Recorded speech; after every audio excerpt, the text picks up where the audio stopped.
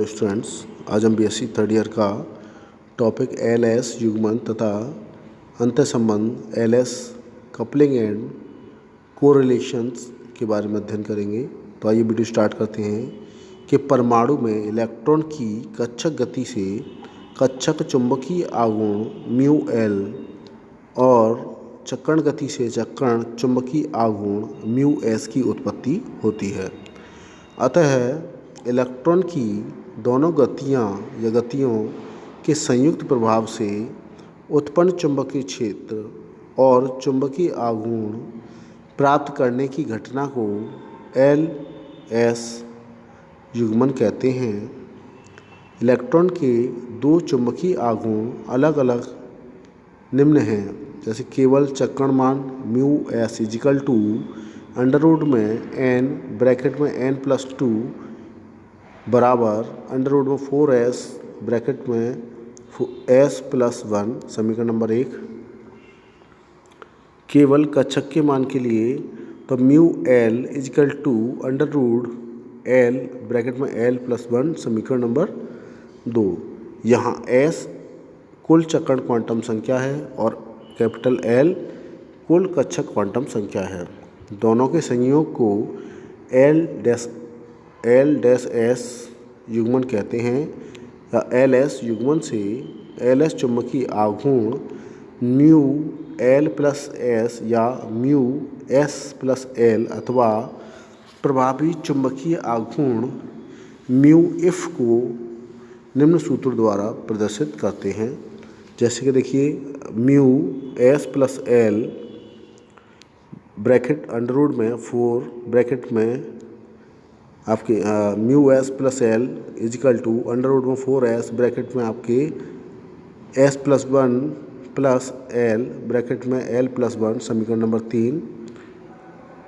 Mu eff is equal to under root N bracket में आपके n plus 2 plus L bracket में l plus 1 समीकरण number 4।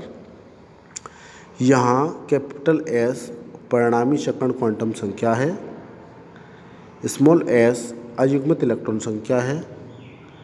द्रव्य के अयुग्मित इलेक्ट्रॉन के लिए s इजिकल टू 1/2 का प्रयोग किया जाता है। प्रत्येक इलेक्ट्रॉन युग्म के लिए s is equal to plus 1/2 minus 1/2 is equal to 0 का प्रयोग किया जाता है। अतः s is equal to small n/2।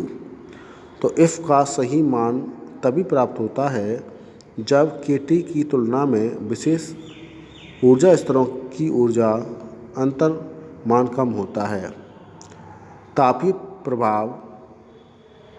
ऊष्मा प्रभाव kT और विशेष ऊर्जा स्तर की व्याख्या निम्न प्रकार है, जिसमें नंबर 1 है चुंबकीय क्षेत्र कैपिटल H का प्रभाव, नंबर 2 आपके तापीय ऊष्मीय प्रभाव kT का प्रभाव, यानी कि यह अणुचुंबक को अपने क्षेत्र के समांतर रखने का प्रयास करती हैं, चुंबकीय क्षेत्र कैपिटल H, और आपके यह आणविक चुंबकीय क्षेत्र से अव्यवस्थित करने का प्रयास करती है, इसे kT कहते हैं।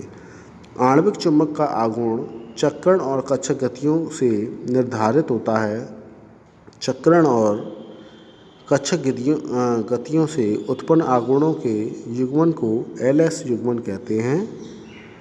इसे ही रसेल साल्टर्स युग्म कहते हैं। जब चक्रण कक्षक अन्योन्य क्रिया कम होने पर एलएस युग्मन का प्रयोग होता है।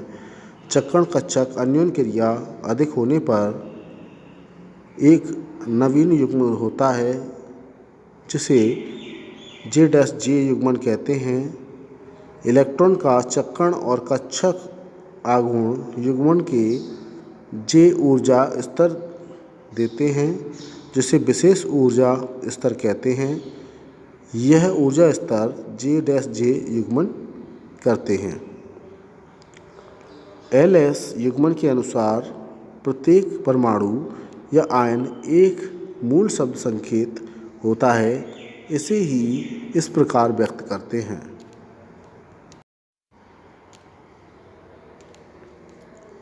आपके 2s प्लस ILJ या n+1 Lj।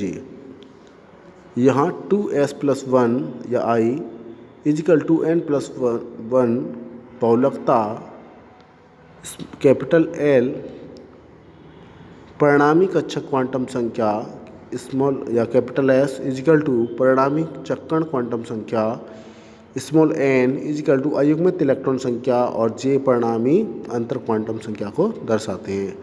तो J को संपूर्ण कोणीय आघूर्ण या टोटल एंगुलर मोमेंटम भी कहते हैं, जैसे कैपिटल J से प्रदर्शित करते हैं। तो J के मान L+S से L-S तक होते हैं।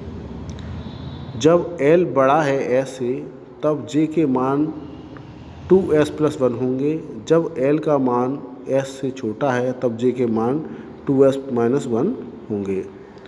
J का मान सदैव धनात्मक रहता है। अब देखिए LS युग्मन से मूल शब्द संकेत ज्ञात करना।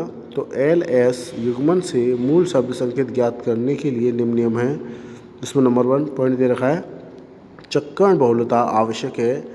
इसे हुंड के नियम या हुंड के नियम के पालन से ज्ञात करते हैं। नंबर 2 कक्षक का गुण अधिकतम होना चाहिए, अर्थात इलेक्ट्रॉन सबसे पहले अधिकतम स्मॉल m वाले कक्षक में भरे जाने चाहिए। नंबर 3 आधे से अधिक उपकक्ष भरे होने पर J का मान अधिकतम लिया जाता है और उपकक्ष आधे से कम भार पर J का मान न्यूनतम लिया जाता है। उदाहरण के लिए कार्बन का इलेक्ट्रॉनिक विन्यास, जैसे कार्बन का परमाणु क्रमांक 6 होता है तो 1s2 2s2 2p6 होता है, तो 1s2 2s2 2p2 हो गया। तो आपके 2p में तो आपके ये कंडीशन आती है। तो इसमें 2px1 2py1 और 2pz0। तो S में आपके में 1s में आपके 2 इलेक्ट्रॉन, यहाँ 2 इलेक्ट्रॉन और 1 इलेक्ट्रॉन प्लस में और 1 इलेक्ट्रॉन उदासीन में, और माइनस में तो स्मॉल m व्यक्त करेंगे। तो सेकंड देखिए L का मान अयुग्मित इलेक्ट्रॉन के स्मॉल m का योग है, तो L is equal to 1 + 0 is equal to 1।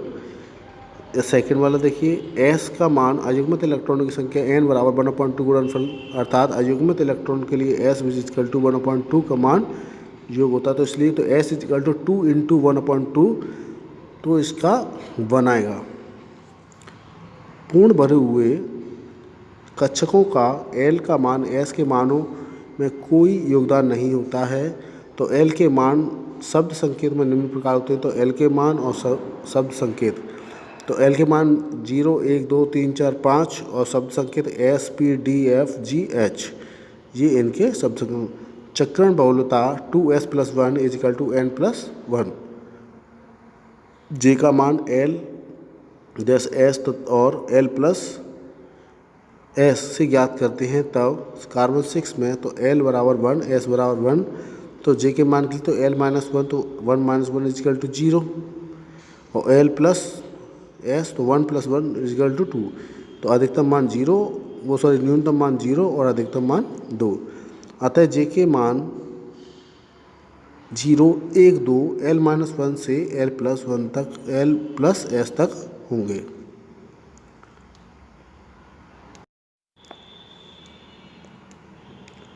देखिए कार्बन 6 में आपके 2p2 आधे से कम भरा है, अर्थात 6/2 बराबर 3 से कम है। अतः J का मान न्यूनतम आपके 0 लेंगे। तो कार्बन 6 के लिए J का मान 0। कार्बन 6 के लिए अयुग्मित इलेक्ट्रॉनों की संख्या 2s+1 is equal to n+1 is equal to 2 × 1 + 1 is equal to 3, ठीक है ना।